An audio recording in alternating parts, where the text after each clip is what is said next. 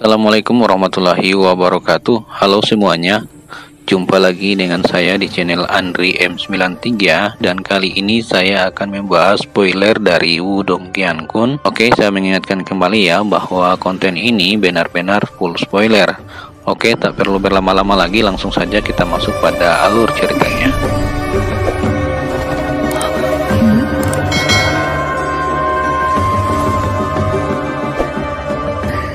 Season 4, Episode 11. Lubang hitam di tengah telapak tangan Lindong dengan cepat menyebar keluar sebagai kekuatan melahap yang tak tertandingi dengan cepat menyembur keluar. Di bawah hisapan kekuatan yang melahap, Tengsa segera merasakan gelombang rasa sakit yang hebat dari pikirannya, seolah-olah semua energi mentalnya dicabut secara paksa dari tubuhnya. Lindong, lepaskan aku bersedia menjadi bawahanmu. Aku akan memberimu apapun yang kamu inginkan. Tengsa akhirnya kehilangan semua harapan, suaranya yang serak segera menjerit saat dia mencium aroma kematian yang kental. Dari sudut pandang Tengsa, saat dia menghadapi kematian tertentu, tidak ada yang tidak akan dia lakukan untuk mempertahankan hidupnya. Bagaimanapun, dia adalah pria yang berhati dingin dan tidak bermoral. Bahkan, sebelumnya, untuk menghentikan Lindong, dia bahkan dengan kejam menyerang Teng Lei dan menyebabkan dia hampir mati. Oleh karena itu, pada saat ini, untuk mempertahankan hidupnya, dia akan menyetujui permintaan apapun yang tampaknya mustahil. Adik kecil Lindong, Tengsa adalah pria yang kejam. Jika Anda membiarkannya hidup, pasti akan ada masalah di masa depan. Di dekatnya, Mulei, Wu Zong dan yang lainnya sangat gugup saat mereka menonton. Jika Tengsa benar-benar dibiarkan hidup, tidak ada seorang pun di tempat ini yang akan merasa nyaman. Karakter jahat semacam ini perlu dilenyapkan sesegera mungkin, maka mereka buru-buru berteriak.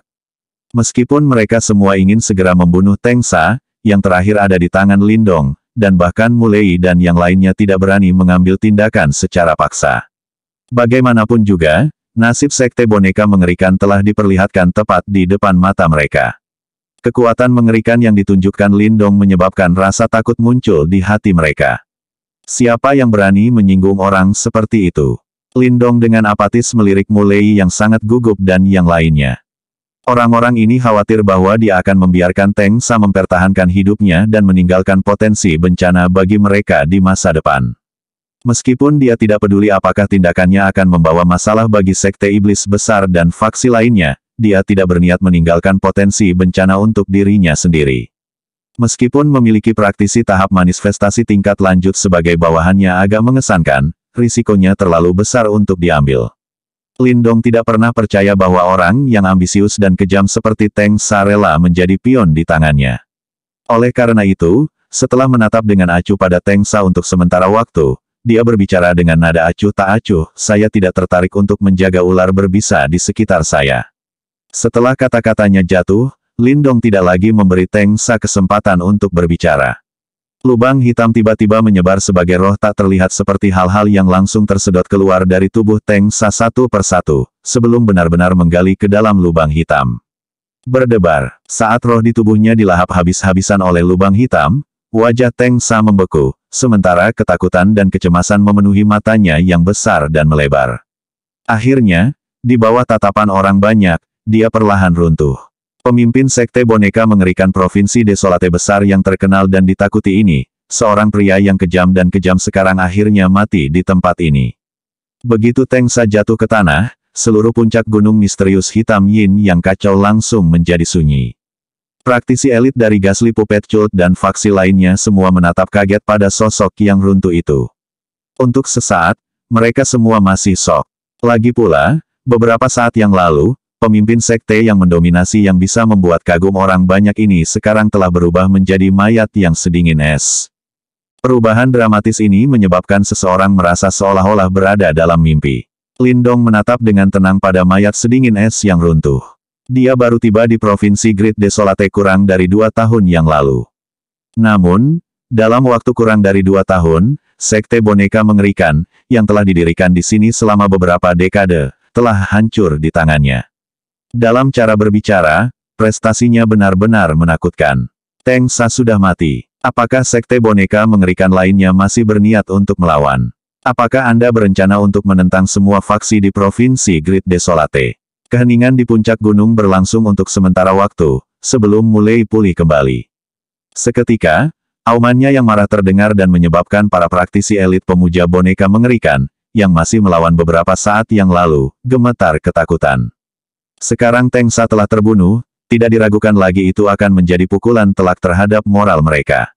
Oleh karena itu, beberapa praktisi elit segera membuang senjata di tangan mereka dan memilih untuk menyerah. Kematian Tengsa menandakan akhir dari sekte boneka mengerikan. Meskipun demikian, jika Lindong mengandalkan kekuatannya sendiri, bahkan jika dia bisa membunuh Tengsa, itu hanya akan melukai sekte boneka mengerikan tetapi dia tidak akan bisa menghancurkannya. Bagaimanapun, tidak mungkin bagi Lindong untuk membantai setiap anggota sekte boneka mengerikan. Dia paling banyak bisa membunuh beberapa anggota tingkat tinggi dan memberikan pukulan telak ke sekte boneka mengerikan, namun dia tidak bisa benar-benar memusnahkan mereka. Selain itu, setelah beristirahat sebentar, sekte boneka mengerikan dapat sekali lagi bangkit menjadi faksi elit di Provinsi Great Desolate. Namun sayang sekali, kultus boneka mengerikan terlalu arogan dan sombong, dan Tengsa bahkan lebih mendominasi dan bahkan mencoba dengan paksa membuat aliansi untuk menaklukkan faksi lain. Itulah tepatnya mengapa mereka akan membangun kesempatan ini untuk menghancurkan mereka. Faktanya, di masa depan, sekte boneka mengerikan pasti akan tidak ada lagi karena sekte setan besar, aliansi bela diri, dan faksi lainnya pasti tidak akan memaafkan cabang sekte boneka mengerikan yang tersisa. Pada saat itu, sekte wayang mengerikan akan benar-benar menghilang dari seluruh provinsi Great Desolate. Mulai hari ini dan seterusnya, faksi teratas akan menghilang dari provinsi Great Desolate. Setelah Tengsa meninggal, Ghastly Puppet Cult kehilangan keinginan untuk melawan. Beberapa anggota tingkat tinggi melarikan diri sementara praktisi elit lainnya, yang kehilangan bimbingan dari komandan mereka melarikan diri atau menyerah. Dalam waktu kurang dari setengah jam, puncak Gunung Black Yin yang misterius sekarang memiliki pemilik baru. Mulai, Wu Zong dan pemimpin faksi kuat lainnya menatap mayat yang berserakan di puncak Gunung Black Yin yang misterius, sementara kilatan demam muncul di mata mereka. Di masa depan, sekte boneka mengerikan akan tidak ada lagi dan semua wilayah dan sumber daya mereka sebelumnya secara alami akan dialokasikan kembali. Oleh karena itu, mereka semua akan mendapat manfaat besar dari ini. Ayah. Namun, saat Mulei dan yang lainnya sangat gembira atas kekayaan besar mereka, Mu Qianqian tiba-tiba menarik lengan bajunya, sementara matanya tertuju pada sosok muda yang berdiri di dekatnya. Ketika dia mendengar suara Mu Qianqian dan melihat sosok muda itu lagi, Mulei langsung tersadar. Kemudian, dia buru-buru memberi isyarat kepada Wu Zong dan yang lainnya untuk mengendalikan emosi mereka. Lagi pula, alasan utama mengapa sekte boneka mengerikan dimusnahkan adalah karena Lindong datang ke sini untuk membalas dendam. Jika dia tidak secara paksa mengalahkan Tengsa dan menghancurkan formasi pertahanan besar sekte boneka mengerikan mereka, mereka tidak akan memiliki nyali untuk menyatakan perang habis-habisan dengan sekte boneka mengerikan. Oleh karena itu, dalam cara berbicara, Lindong pantas mendapatkan sebagian besar pujian untuk pertarungan ini dan mereka tidak berhak menuntut bagian dari jarahan. Wu Zong dan yang lainnya semuanya adalah orang bijak. Ketika mereka melihat ekspresi Mulei, mereka segera terbangun juga. Meskipun mereka semua dianggap sebagai praktisi elit terkenal di Provinsi Great Desolate, pada saat ini, tidak ada dari mereka yang berani menggerutu. Setelah pertempuran yang menghancurkan bumi itu, sosok Lindong terpatri di hati mereka seperti dewa perang. Pada saat ini, jika Lindong meminta mereka untuk membentuk aliansi, bahkan Mulei dan yang lainnya tidak akan berani menolak sama sekali. Adik kecil Lindong, sekelompok praktisi elit Great Desolate Province yang terkenal semuanya tersenyum saat mereka menangkupkan tinju mereka dan dengan hormat menyapanya. Iya, apakah kamu sudah selesai membagi rampasan? Lindong berbalik, sebelum dia melirik Mulei dan yang lainnya dan tersenyum lembut. Haha, kami tidak akan berani. Sejak Little Brother Lindong belum berbicara, bagaimana kita berani? Mulei buru-buru tersenyum dan menjawab. Pemimpin sektemu pandai berbicara. Lindong tersenyum. Saat dia menatap para pemimpin sekte ini yang bertindak dengan hormat di depannya, pikirannya melayang. Setengah tahun yang lalu, tidak satupun dari mereka yang menganggapnya serius. Namun, saat ini, kata-kata mereka dipenuhi dengan rasa takut dan hormat. Hanya dalam waktu setengah tahun, Lindong telah mengalami transformasi revolusioner. Dan sumber dari transformasi ini adalah simbol leluhur yang memakan. Benda surgawi ini benar-benar luar biasa. Tanpa simbol leluhur yang melahap, tidak mungkin bagi Lindong untuk mencapai tahap manifestasi setengah langkah dalam waktu setengah tahun. Saya tidak terlalu tertarik dengan wilayah kultus boneka mengerikan. Bahkan, mungkin saya sudah tinggal terlalu lama di Provinsi Great Desolate. Hal-hal ini pada akhirnya harus menjadi milik kalian semua. Petik 2. Ketika mereka mendengar kata-katanya, kegembiraan yang tidak disembunyikan melonjak di mata Mulei dan yang lainnya. Sekarang sarang lama pemujaan boneka mengerikan telah dibasmi, masih ada beberapa cabang yang tersebar di Provinsi Great Desolate. Ujung-ujung yang longgar ini cukup merepotkan dan saya tidak ingin orang-orang memberi saya masalah di masa depan. Oleh karena itu, saya harap Anda dapat membantu saya menyingkirkan masalah yang mengganggu ini. Lindong dengan tenang berkata, dia tidak mungkin membasmi setiap divisi cabang kultus wayang mengerikan satu persatu. Dengan sekte iblis besar dan faksi lain di sekitarnya, mereka dapat membantunya menyelesaikan tugas ini. Adik Lindong, jangan khawatir. Di masa depan, 3 kata sekte boneka mengerikan ini tidak akan pernah muncul lagi di Provinsi Great Desolate. Selanjutnya, segera setelah kami mengetahui rencana apapun terhadap Little Brother Lindong, kami akan segera melaporkannya kepada Anda. Mulai dengan sungguh-sungguh bergema. Selain itu, kali ini aku menghabiskan cukup banyak sumber daya juga. Kultus boneka mengerikan sangat kaya dan saya tidak mau repot-repot mengobrak-abrik mereka. Bagaimana kalau kalian memberi saya 2 juta yuan pils murni dan memperlakukannya sebagai kompensasi saya untuk menyelesaikan sekte boneka mengerikan? Lindong dengan lembut tersenyum sambil berkata dengan lembut. 2 juta pil yuan murni.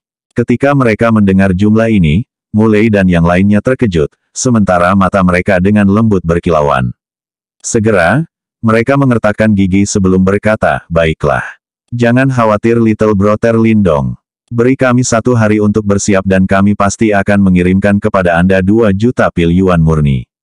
Petik 2. 2 juta pil yuan murni mungkin merupakan angka astronomi bagi sebagian besar faksi biasa. Namun, untuk faksi elit seperti Sekte Iblis Besar, itu tidak di luar jangkauan mereka. Lebih jauh lagi, selama mereka bisa mendapatkan wilayah kultus boneka mengerikan, 2 juta yuan pils murni adalah harga kecil yang harus dibayar. Yang terpenting, mereka tidak berani menolak Lindong. Kalau tidak, sekte boneka mengerikan hanya bisa menjadi pemanasan. Baiklah, aku akan memberi kalian 1 hari. Ada sesuatu di dalam gunung pemujaan boneka mengerikan yang cukup membuatku tertarik. Kalian tetap di sini dan bersihkan kekacauannya. Jangan ganggu aku. Ketika dia melihat bahwa Mulai dan yang lainnya cukup bijaksana, Lindong tersenyum lagi. Tanpa basa-basi lagi, dia langsung berbalik dan hanyut. Setelah melahap roh Tengsa, dia juga mendapatkan beberapa ingatannya. Terkandung dalam ingatan ini, dia melihat tempat yang agak aneh jauh di dalam gunung Black Yin yang misterius ini dan Lindong cukup tertarik dengannya. Karena itu, dia ingin mengetahui betapa istimewanya tempat itu. Puncak gunung Black Yin yang misterius berantakan. Meskipun ada sekte iblis besar, aliansi bela diri, dan faksi lain untuk menegakkan ketertiban, di bawah adalah kota boneka mengerikan dan berita tentang perubahan di atas secara alami menyebar dengan cepat, segera menyebabkan kerusuhan di kota. Beberapa karakter yang lebih ganas secara langsung mulai merampok berbagai tokoh sekte boneka mengerikan. Karena kultus boneka mengerikan telah sepenuhnya selesai, jika mereka tidak bertindak sekarang, kapan lagi mereka akan bertindak? Mulai dan yang lainnya tidak memiliki solusi untuk kekacauan ini. Lagi pula, ada terlalu banyak orang di kota, dan pasukan yang mereka bawa tidak terlalu banyak. Oleh karena itu, mereka tidak memiliki cara untuk menjaga ketertiban, dan dengan demikian hanya bisa menutup mata terhadap situasi. Bagaimanapun, itu sudah sepenuhnya berakhir untuk sekte boneka mengerikan, yang perlu mereka pikirkan adalah bagaimana membagi wilayah sekte boneka mengerikan. Sementara seluruh gunung berada dalam pergolakan, Lindong masuk jauh ke dalam gunung Black Yin yang misterius sendirian. Di sampingnya, Little Flame mengikuti dengan cermat. Sebelumnya, Lindong telah memberikan orang ini lebih dari 10.000 pil yuan murni, energi yang kuat memungkinkan luka Little Flame untuk cepat pulih cukup banyak. Sepertinya ada sesuatu yang aneh di gunung Black Yin yang misterius ini. Little Marten muncul di bahu Lindong. Semakin dalam mereka menembus, semakin tampaknya merasakan sesuatu. Ya, Memang ada area khusus di dalam Gunung Black Yin yang misterius ini dalam ingatan Teng Sa. Lindong tersenyum sebentar dengan cepat mengikuti jalan rahasia ke gunung. Ini dulunya adalah tempat penting bagi sekte boneka mengerikan, dan bahkan beberapa tetua tidak diizinkan masuk. Namun, sekarang Teng Sa telah meninggal, para penjaga di sini secara alami bubar, sehingga tidak ada yang menghalangi Lindong saat ia memasuki gua seperti terowongan. Seorang pria dan dua binatang berjalan di terowongan yang agak gelap, sementara gelombang ki yang suram dan dingin terus-menerus menyembur keluar dari gua. Namun, ki dingin semacam ini jelas bukan ancaman bagi Lindong dan api kecil yang telah menghabiskan waktu lama di celah yin hitam yang misterius. Oleh karena itu, mereka tidak berhenti saat mereka mengikuti terowongan dan terus menembus lebih dalam ke gunung yang sangat besar. Perjalanan sunyi ini berlangsung selama beberapa puluh menit. Gunung Black Yin yang misterius sangat luas, dan menurut perkiraan mereka, Lindong dan gengnya harus secara bertahap mencapai pusat Gunung Black Yin yang misterius. Di sini, beberapa cahaya tiba-tiba muncul di lorong di depan mereka saat kaki Lindong berhenti dan kekuatan Yuan di tubuhnya dengan cepat mulai berputar. Dia memiliki sifat berhati-hati dan secara alami tidak akan ceroboh di tempat seperti ini. Mengaum, Little Flame juga mengeluarkan raungan rendah saat cahaya merah berkedip di tubuhnya. Piton merah di punggungnya juga mengangkat tubuhnya saat ki dingin yang hebat berkumpul di mulutnya. Setelah menyelesaikan semua persiapan mereka, Lindong sekali lagi mengangkat kakinya. Segera setelah itu, ruang di depan matanya tiba-tiba melebar, terowongan sempit menghilang saat gua batu yang sangat besar menggantikannya. Luas permukaan gua batu ini sangat luar biasa, dan diukur setidaknya 1000 meter. Dibandingkan dengan alun-alun di puncak gunung, itu beberapa kali lebih luas. Mutiara cahaya malam yang tak terhitung jumlahnya tertanam di dinding gua batu saat cahaya lembut menyelimuti tempat itu. Tatapan Lindong menyapu gua batu sebelum berhenti di tengah di mana sebuah gua hitam pekat terbentang. Pancaran yin ki yang menakjubkan menyembur keluar dari dalam seperti air mancur. Ki dingin ini naik ke udara sebelum akhirnya keluar melalui beberapa lubang di atas. Jadi ternyata layar pelindung ki dingin alami dari kultus wayang mengerikan terbentuk dari ki dingin di sini. Setelah melihat adegan ini, keheranan langsung melintas di mata Lindong. Lindong, sepertinya ada sesuatu di dalam lubang hitam. Little Marten melihat ke arah gua yang gelap gulita yang sepertinya terhubung ke bawah tanah dan berkata. Lindong mengangguk. Bagian atas kakinya terdorong dari tanah dan dia mendarat di tepi lubang hitam yang sangat besar. Pupil matanya langsung mengencang saat dia melirik ke dalam. Kegelapan memenuhi gua yang sangat besar. Tapi kegelapan semacam ini tidak ada gunanya bagi Lindong. Dengan demikian, pemandangan di dalamnya jelas diambil oleh matanya. Hal pertama yang masuk ke matanya adalah rantai raksasa yang bahkan lebih besar dari tubuh manusia. Rantai ini melekat pada dinding gua di sekitarnya dan ada deretan simbol aneh di atasnya. Karena keberadaan simbol-simbol ini, rantai segera menjadi agak aneh karena sinar tipis cahaya bolak-balik pada rantai, seolah-olah mereka memiliki semacam kecerdasan. Mata Lindong berhenti pada rantai raksasa ini selama beberapa detik sebelum dia tiba-tiba berbalik ke tempat di mana semua rantai terjalin, hanya untuk menemukan sosok yang benar-benar merah duduk dalam kegelapan. 4 anggota badan dan leher sosok itu diikat dengan kuat oleh rantai, dan setiap kali lampu pada rantai mengalir ke tubuh sosok berwarna darah itu, tubuh yang terakhir akan sedikit bergetar. Ini, Lindong menatap kaget pada sosok berwarna darah yang telah diikat erat oleh rantai simbol raksasa. Sulit membayangkan bahwa sebenarnya ada pemandangan aneh di dalam Gunung Black Yin yang misterius. Meskipun ia telah memperoleh beberapa ingatan Teng Sa, orang itu tampaknya sangat takut dengan adegan ini, sehingga Lindong tidak dapat memperoleh ingatan ini. Tubuh sosok itu tampak berwarna merah darah, seolah-olah telah diwarnai dengan darah segar yang tak ada habisnya. Meskipun tidak bergerak, aura penghancur langit yang kejam dan jahat samar-samar menyebar. Kekuatan yang mengerikan. Saat ia merasakan aura jahat menakutkan yang mengelilingi sosok itu, ekspresi Lindong tiba-tiba berubah. Siapa sebenarnya sosok berdarah ini? Mengapa itu terjebak di sini? Mungkinkah ini dilakukan oleh sekte boneka mengerikan? Itu bukan orang, itu boneka simbol. Namun, saat tatapan Lindong berkedip, Little Marten tiba-tiba berseru. Simbol boneka. Setelah mendengar kata-kata ini, Lindong langsung menggigil. Boneka simbol macam apa yang bisa begitu menakutkan? Dibandingkan dengan sosok darah ini, bahkan boneka simbol kelas atasnya akan mirip dengan barang biasa. Ini adalah boneka jiwa. Di mata Little Marten ada tanda keterkejutan. Jelas, agak heran bahwa wayang jiwa akan muncul di tempat ini. Boneka jiwa, Lin Dong tercengang. Segera setelah itu, ekspresinya mulai sedikit berfluktuasi. Dia tahu bahwa ada boneka jiwa yang bahkan lebih kuat di atas boneka simbol kelas tinggi, tetapi boneka simbol kelas itu tidak mudah dibuat. Dikatakan bahwa boneka jiwa sejati memiliki kesadarannya sendiri dan praktis seperti jenis bentuk kehidupan lain, dan sama sekali bukan boneka tanpa emosi. Meskipun Lin Dong belum pernah secara pribadi melihat wayang jiwa sebelumnya dan tidak tahu persis seberapa kuat itu, dia sekarang tahu bahwa setidaknya di bawah panggung Nirvana, tidak ada yang akan menjadi tandingan wayang jiwa. Bagaimana sekte boneka mengerikan bisa memiliki boneka jiwa? Jika memang demikian, tidak bisakah Teng Sa langsung memanggilnya? Lin Dong bertanya dengan suara rendah. Boneka jiwa ini bukan milik sekte boneka mengerikan. Bagaimana bisa sekte boneka mengerikan yang kecil mengumpulkan formasi yang begitu kuat? Wayang jiwa ini seharusnya sudah ada sebelum sekte wayang mengerikan muncul, kemungkinan hanya keberuntungan Teng Sa untuk mendirikan sekte di sini. Mungkin, orang itu memilih tempat ini karena dia tahu keberadaan boneka jiwa, dan berencana mencari kesempatan untuk menaklukkannya untuk digunakan. Little Marten tertawa aneh saat menjelaskannya. Oh, Lin Dong sedikit terkejut saat dia menundukkan kepalanya dan melihat lebih dekat ke lubang gelap. Baru kemudian dia menemukan bahwa tidak hanya ada simbol pada rantai, bahkan dindingnya ditutupi dengan deretan simbol. Simbol-simbol ini seharusnya sudah ada cukup lama karena beberapa di antaranya sudah menjadi jauh lebih redup. Meskipun simbolnya redup, Lin Dong masih bisa merasakan kekuatan besar yang terkandung di dalamnya.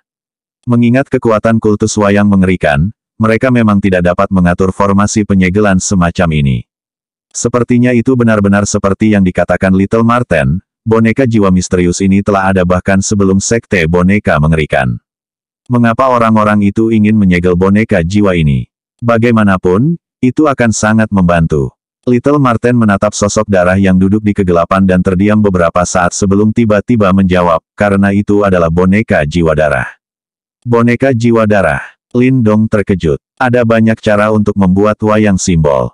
Salah satu cara yang paling kejam adalah dengan langsung memurnikan orang yang masih hidup. Metode ini kejam tetapi boneka simbol yang dibuat dengan cara ini sebagian besar dipenuhi dengan kemarahan yang meluap dan kemungkinan besar akan melahap tuannya. Ini adalah boneka jiwa darah. Lihatlah warna darah pada wayang jiwa ini, itu harus terdiri dari darah pekat. Berapa banyak orang yang bisa dibunuh oleh boneka jiwa ini hingga menjadi seperti ini? Little Marten mendecakkan lidahnya dan berkata, jika dilepaskan, benda ini akan mengamuk. Ini praktis bencana, oleh karena itu, disegel di sini adalah logis. Petik 2. Sangat berbahaya. Mata Lin Dong berubah serius. Jika itu benar, wayang jiwa darah ini memang terlalu berbahaya. Jika itu benar-benar dilepaskan, Provinsi Great Desolate akan berada dalam situasi yang mengerikan. Lin Dong tidak meragukan bahwa kekuatan Blood Soul Puppet ini cukup untuk menyapu seluruh Provinsi Great Desolate. Tidak heran Teng Sa tidak berani melakukan apapun. Dia pasti takut jika benda ini dilepaskan, dia akan menjadi orang pertama yang dibunuh. Lin Dong dengan lembut menghela nafas dan merasa agak menyesal. Jika dia bisa menaklukkan hal yang menakutkan ini, itu akan benar-benar mirip dengan memiliki jimat pelindung untuk dirinya sendiri. Pada saat itu, bahkan jika ingin mengambil keberadaan di tingkat 4 klan besar sendirian, dia tidak perlu terlalu takut. Ayo pergi, kita harus menghancurkan lorong itu, kalau tidak, akan merepotkan jika orang lain masuk. Lin Dong menggelengkan kepalanya, berniat untuk berbalik dan pergi. Tunggu. Namun, Little Marten melambaikan cakarnya. Ketika melihat tatapan bingung yang ditembakkan Lin Dong padanya, ia tertawa aneh dan berkata, bukankah sayang untuk melepaskan pejuang super ini yang praktis dikirim ke depan pintu kita? Kamu punya cara untuk menaklukkan boneka jiwa darah ini. Setelah mendengar kata-kata Little Marten, kegembiraan tiba-tiba muncul di mata Lin Dong. Aku tidak, tapi, sudah. Cakar Little Marten tiba-tiba menunjuk ke arah telapak tangan Lin Dong, atau bisa dikatakan jimat batu misterius yang tertanam di dalam. Bersambung. Terima kasih sudah menonton filmnya sampai dengan selesai. Bantu subscribe dan like ya. Oke, sampai jumpa.